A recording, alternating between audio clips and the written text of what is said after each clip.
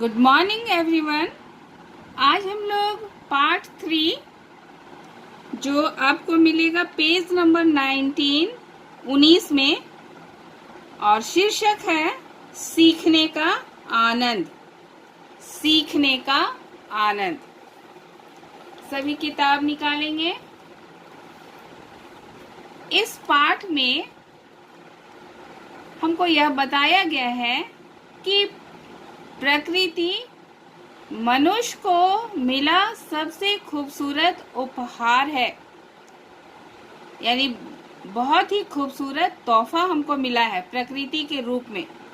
और इसके कई रूप हैं और हर रूप की कोई ना कोई विशेषता है।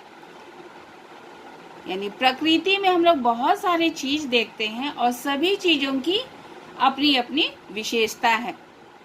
तो प्रकृति रूपी उपहार से हम क्या और कैसे सीख सकते हैं या हम पर निर्भर करता है, और इसी पर आधारित यह पाठ है सीखने का आनंद।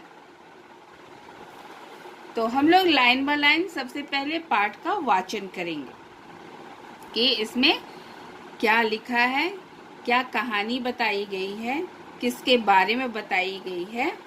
इन सब के विषय में जब तक हम नहीं पढ़ेंगे नहीं जानेंगे। इसलिए चलिए। दत्तात्रेय एक ऋषि का पुत्र था। वह अपना ज्यादातर समय आश्रम से बाहर जंगल में पशु पक्षियों, तितलियों, फूलों आदि के बीच रहकर बिताता था। वह प्रकृति की हर चीज से ज्ञान बटोरता था, इसलिए वह छोटी सी आयु में ही बहुत समझदार हो गया था। उसके चेहरे की चमक सभी को प्रभावित करती थी। तो यहाँ पर एक बच्चे के विषय में बताया गया है। दत्तात्रेय जो एक ऋषि का पुत्र है और आश्रम के बाहर जंगल में पशु पक्षियों, तितलियों के बीच में अपना समय बिताता था और उन चीजों से अपना ज्ञान को बटोरता था, जिसके कारण से वो बहुत सारी जानकारी अपनी कम उम्र में ही प्राप्त कर ली थी। आगे देखेंगे। एक दिन एक राजा घोड़े पर सवार जंगल से गुजर रहा था। उसने इस तेजस्वी बालक को देखा। राजा बालक के तेज से प्रभावित हुआ। वह घोड़ा रोककर उस बालक को देखने लगा, और जब वो जंगल में घूम रहा था, खेल रहा था, उसी समय एक राजा उधर से पार होता है और वो उस बालक को देखता है। बालक के चेहरे में एक चमक को देखता है और उससे वो बहुत ही प्रभावित होता है और घोड़ा रोककर वो उस बालक को देखने लगता है। घोड़ा रोकने के बाद राजा उस बालक से बातें करता है, जिसको आपको यहाँ पर बतलाया गया है। हम देखेंगे। राजा के मन में बालक के बारे में जानने की उत्सुकता बढ़ गई और राजा बालक से बात करता है। राजा बोलता है, बालक तुम कहाँ रहते हो? इस घने जंगल में अकेले क्या कर रहे हो? बच्चा क्या बोलता है? महाराज, मैं जंगल के नजदीक एक आश्रम में रहता हूँ। यानी वो उसे बता रहा है। राजा पूछता है, तुम कहाँ रहते हो? तुम इस जंगल में अकेले क्या कर रहे हो? तो वो बताता है कि मैं जंगल के नजदीक एक आश्रम में रहता हूँ। आगे राजा पूछता है, अच्छा, तो तुम आश्रम में रहकर विद्या ग्रहण करते हो? तुम्हारे गुरु कौन है? राजा कह रहा है कि तुम यहाँ आश्रम में रहकर शिक्षा प्राप्त कर रहे हो, तो तुम्हारे शिक्षक कौन है, गुरु कौन है? बच्चा बोलता है, मेरा कोई एक गुरु नहीं, अनेक गुरु हैं।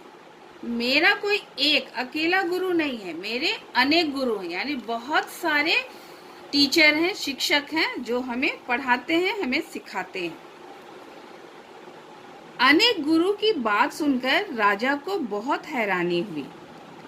उनकी दुविधा को भांपकर दत्तात्रेय ने कहा कि धरती, पानी, आकाश, हवा, आग, सूरज, तितलियां, मकड़ियां, पेड़ सब उसे कुछ ना कुछ सिखाते हैं, इसलिए उसके अनेक गुरु हैं।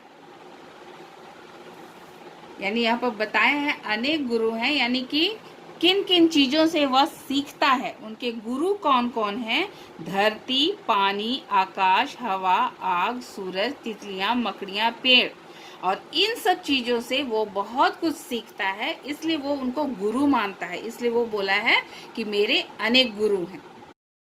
राजा कहता है, तुम्हारा मतलब प्रकृति तुम्हारी गुरु है।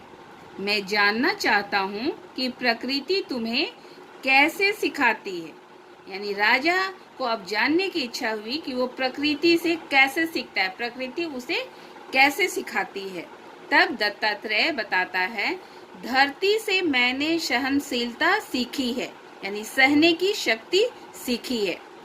पानी से निर्मल और शांत रहना सीखा है। आकाश ने मुझे हर पल आनंदित रहकर जीना सिखाया, यानी खुशी खुशी जीना सिखाया है। हवा ने निरंतर आगे बढ़ते रहना और आग ने दूसरों को सौहार्द और रोशनी देना सिखाया है। तो किस तरह से वो धरती, पानी, आकाश, हवा, आग से वो क्या क्या चीज सीखा है, उसको वो बताता है राजा को कि मैंने ये सीखा है इनसे।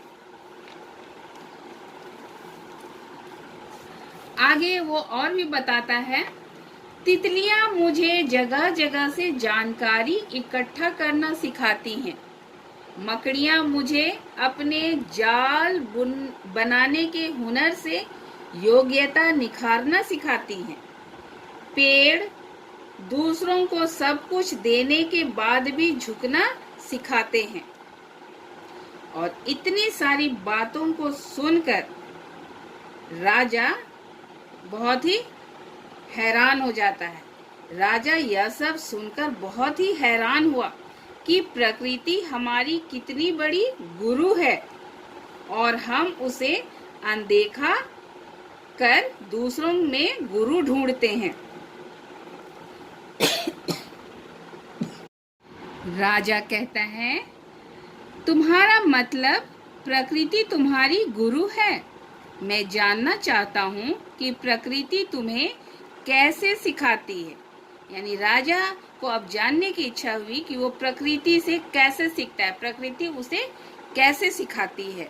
तब दत्तात्रेय बताता है, धरती से मैंने सहनशीलता सीखी है, यानी सहने की शक्ति सीखी है। पानी से निर्मल और शांत रहना सीखा है। आकाश ने मुझे हर पल आनंदित रहकर जीना सिखाया, यानी खुशी खुशी जीना सिखाया है। हवा ने निरंतर आगे बढ़ते रहना और आग ने दूसरों को सौहार्द और रोशनी देना सिखाया है। तो किस तरह से वो धरती, पानी, आकाश, हवा, आग से वो क्या क्या चीज सीखा है, उसको वो बताता है राजा को कि मैंने ये सीखा है इनसे। आगे वो और भी बताता है, तितलियां मुझे जगह जगह से जानकारी इकट्ठा करना सिखाती हैं। मकड़ियां मुझे अपने जाल बनाने के हुनर से योग्यता निखारना सिखाती हैं। पेड़ दूसरों को सब कुछ देने के बाद भी झुकना सिखाते हैं। और इतनी सारी बातों को सुनकर राजा बहुत ही हैरान हो जाता है। राजा यह सब सुनकर बहुत ही हैरान हुआ कि प्रकृति हमारी कितनी बड़ी गुरु है और हम उसे अनदेखा कर दूसरों में गुरु ढूंढते हैं। दत्तात्रेय किस तरह से प्रकृति से हर उन बारीकियों को सीखता है, उसे वो राजा को बताता है। इसी तरह से हमने नीचे की कक्षा में एक कविता पढ़ा था और कविता का शीर्षक था सीखो। उस कविता में भी प्रकृति से बहुत सी बातें सीखने को बताई गई थी, जैसे फूलों से नित हंसना सीखो, भंवरों से नित गाना, तरु की झुकी डालियों से नित सीखो शीश झुकाना। सूरज की किरणों से सीखो जगना और जगाना। लता और पेड़ों से सीखो सबको गले लगाना। जलधारा से सीखो आगे जीवन पथ पर बढ़ना। और धुएं से सीखो हर दम ऊंचे ही पर चढ़ना। पृथ्वी से सीखो प्राणी की सच्ची सेवा करना। दीपक से सीखो जितना हो सके अंधेरा हरना। इस तरह से दत्तात्रेय सहनशीलता, निर्मल और शांत रहना, खुशी से जीवन बिताना, जीवन में आगे बढ़ना और दूसरों को रोशनी दिखाना वो सीखता है। और तितलियों से जानकारी इकट्ठा करना सीखता है और मकड़ियों से जाल बुनने का हुनर, वो जिस तरह से मकड़ियाँ जाल बुनती हैं और उसी तरह से वो अपने हुनर को बढ़ाने की योग्यता को वो सीखता है। और जैसे मैंने आपको कविता में बताया कि किस तरह से हम प्रकृति से क्या क्या सीख सकते हैं। तब राजा कहता है कि इस जंगल पर असली हक तुम्हारा है। तुम ही हो जिसने इस जंगल को और प्रकृति को सही रूप में जाना है। हम लोग तो हमेशा किताब ढूंढते हैं जानकारी प्राप्त करने के लिए, या टीचर जो बताते हैं बस उन्हीं तक हम निर्भर रहते हैं।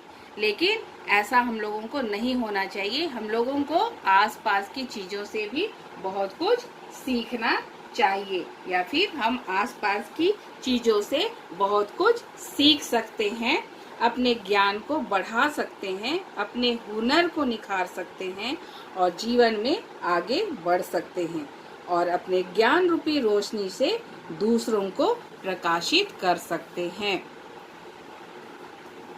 तो यहाँ पर कहानी और इस पाठ के द्वारा जो संदेश देना था वो शायद आपको समझ में आ गया होगा। तो हम सीधे फिर उसके बाद क्वेश्चन आंसर में आएंगे, अभ्यास कार्य में आएंगे।